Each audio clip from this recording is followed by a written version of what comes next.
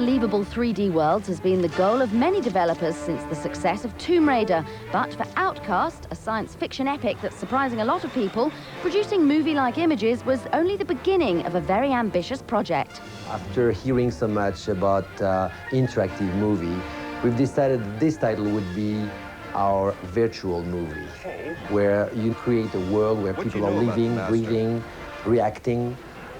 With artificial intelligence, we've been able to really not only be real-time 3D, but real-life 3D. Outcast comes from Belgian team Appeal, a virtually unknown group of developers. 30 people, 3 years of production, and plenty of late nights has finally become something to smile about. You play Cutter Slade, a military hero who's been transported to a parallel universe in an attempt to reverse an experiment that's gone very wrong back on Earth. This is going to be bad, isn't it? I only wish I could help you more. Outcast characters aren't all bad, and they go about their lives whether you interact with them or not. Succeeding in your quest is as much about understanding the planet Adelpha's alien culture as blasting the bad guys.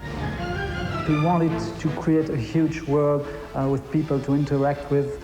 We wanted to create a new kind of civilization that people will meet in the game and understand what they were doing in that world. That's it? That's what I paid for? I never said it was a long story. I said it was true. Unimpressed with hard-edged 3D worlds, Appeal decided that Outcast graphics also needed a new approach. While characters used standard polygons, Adelpha's smooth landscape was drawn using voxels, a choice only a few companies have made. Voxels can't be accelerated, and that meant that everything on screen had to be rendered by the processor alone. You can do all special effects you want, but doing them in real time is another matter. It took me about 1 month to obtain a spectacular result for each specific effect. Flames are a challenge of their own.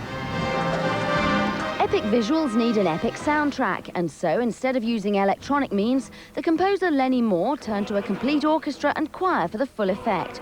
From the main theme to individual worlds, the key was using the right instrument for the right mood.